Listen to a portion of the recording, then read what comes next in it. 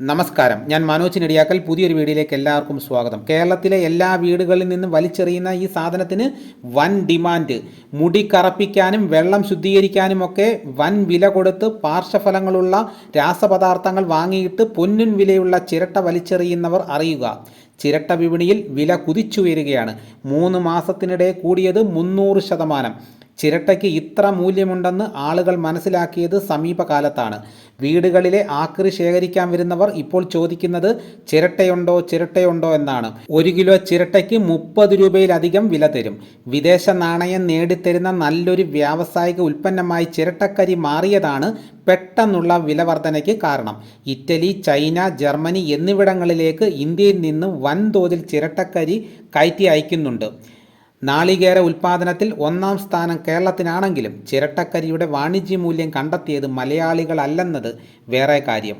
കർണാടകയിലെ തുങ്കൂറിലും തമിഴ്നാട്ടിലെ കാങ്കയം, ഉദുമൽപേട്ട എന്നിവിടങ്ങളിലുമാണ് ചിരട്ടക്കരി വ്യവസായം പൊടിപൊടിക്കുന്നത്. ചിരട്ടയ്ക്ക് ഇത്രയേറെ ഡിമാൻഡ് വർദ്ധിക്കാനുണ്ടായ കാരണം അതിൻ്റെ ഉപയോഗം തന്നെയാണ്. അപ്പോൾ അതിൻ്റെ ഉപയോഗം എന്തൊക്കെയാണെന്ന് നമുക്ക് നോക്കാം. ഉത്തേജിത കാർബൺ ഉൽപ്പാദനം, വെള്ളം, പഞ്ചസാര, പഴച്ചാറ് എന്നിവ ശുദ്ധീകരിക്കാൻ ചിരട്ട വ്യാവസായികമായി ഉപയോഗിക്കുന്നു.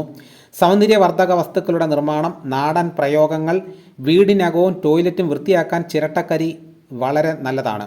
കറ്റാർ വാഴയും ചിരട്ടക്കരിയും ഉണ്ടെങ്കിൽ മുടി കറുപ്പിക്കാൻ വളരെ ഉത്തമമാണ്. ഓട്, പിച്ചള പാത്രങ്ങൾ ചിരട്ടക്കരിയിൽ തേച്ച് വെളുപ്പിച്ചെടുക്കാൻ വളരെ നല്ലതാണ്. അരിയും പയറുമെല്ലാം പെട്ടെന്ന് വേവാൻ 1 മുറി ചിരട്ട മതി.